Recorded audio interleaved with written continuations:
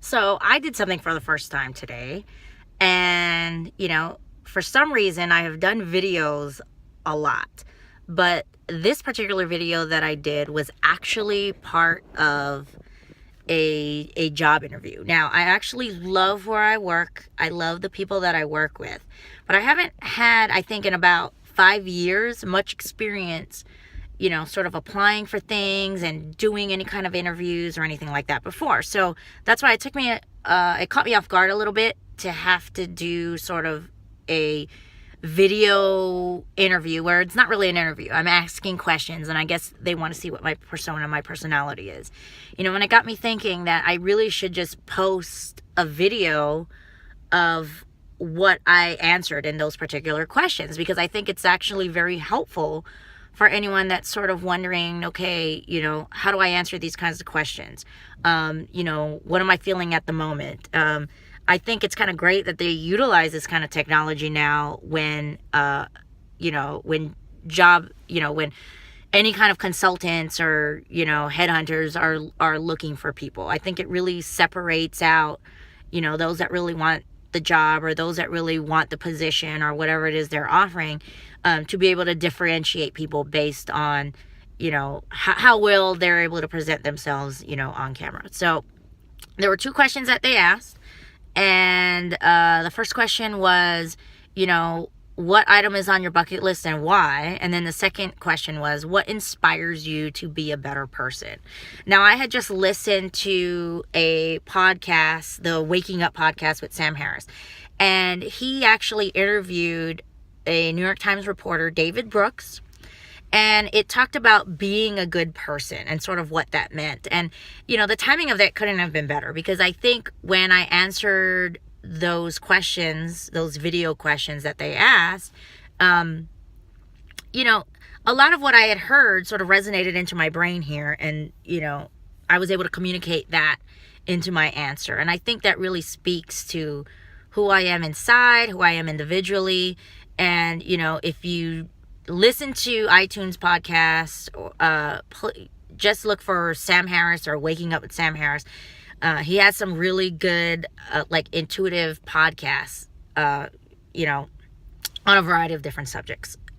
So to answer the first question, what is on your bucket list and why? And I've already spoke to Steve, my boyfriend, my fiance actually, about it. And one of the things that I want to do, and I've had this on my bucket list for a very long time, and then of course, life happened. I want to finish a triathlon. I've already done a marathon. I've done a ton of half marathons, but a triathlon is something that I just, sort of want to add to my belt. Like, hey, I've done the half marathon. Hey, I've done the full marathon. Like, why can't I get this one thing added, checked off per se from my bucket list? And, it's something that's been bugging me for a while. I've experienced a lot of weight gain, after having the kids. I did half marathons, when I had my first child. Then the second and third child came, and it was just very difficult to get back into a routine. I mean, I was a single parent. I didn't have somebody to watch the kids all the time. It made it difficult to go out and work. So, now that I look at it, it's really compartmentalizing my time, being able to organize it, being able to prioritize, what's important. Those are the things that I'm going to have to focus on, as well as, honestly losing some of this weight. And, I'm feeling it in the knees. I'm getting older. I'm close to getting 40. And so it's a lot more difficult to go out there and run, but I know that I need to do something, and I know that I have to do it. And at this point, as the kids get older, there's really no more excuses. So that is something that I do want to accomplish, at least in the next, say 5 years or so. I better have that triathlon under my belt. The second question that was asked was, what inspires you to be a better person and why?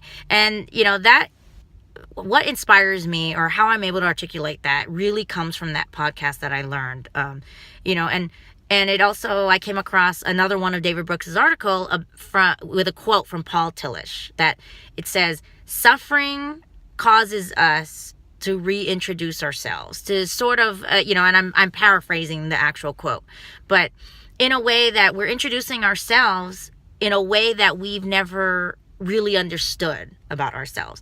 In David Brooks's new book, and I can't remember the title. I'll remember it in a little bit.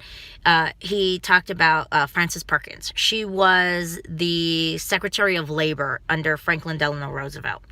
And one of the things that she was able to do was create a lot of the sort of the New Deal policies as they relate to labor and employment. A lot of things that we enjoy today are because of her, Frances Perkins.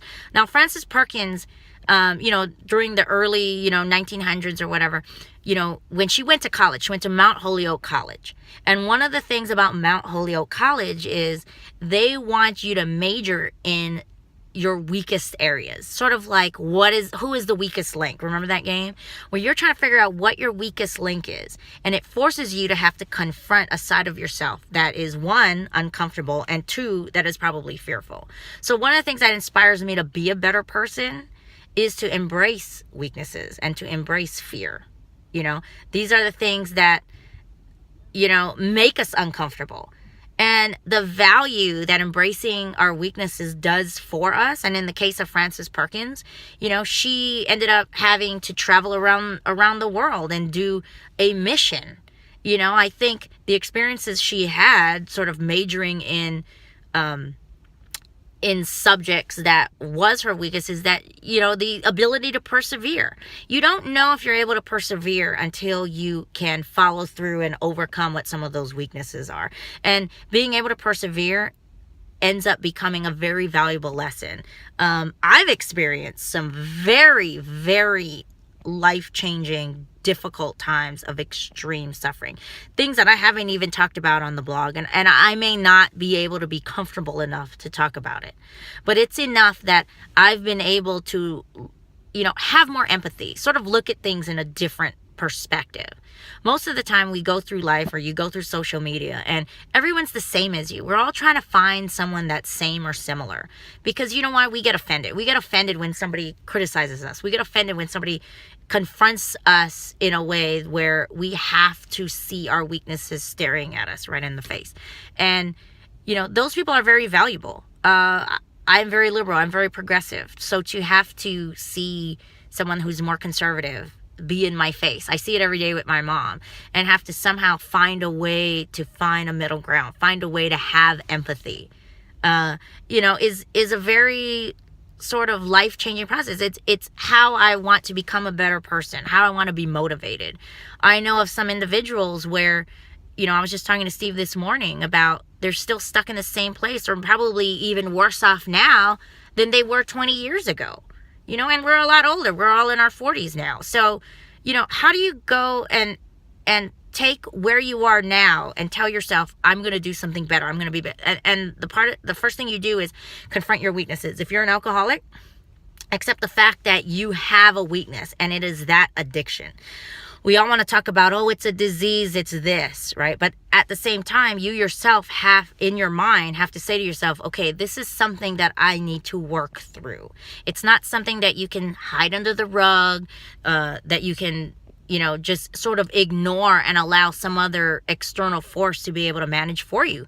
You're going to have to manage it as well. You may use other resources to help you in that managing of those things, but at the end of the day, you have to will yourself to want to do it. So, what inspires me to be a better person is knowing that I've persevered. It's knowing that whatever story I have, there's somebody else that's also going to be suffering, and letting them know, hey, that you can persevere. You can get through it. And it's not a bunch of, let's just think positive thoughts all day. It actually takes effort and work. And most of the effort is going to come from here, like what your mind is telling you, rather than what everybody else out there is telling you, or what society is telling you, or what social media is telling you. So, I did want to be able to answer those questions. Of course, I only had 3 minutes to answer, and this is like a 10-minute video, but I really wanted to share it because I thought it was one of the most positive things that I was able to accomplish today.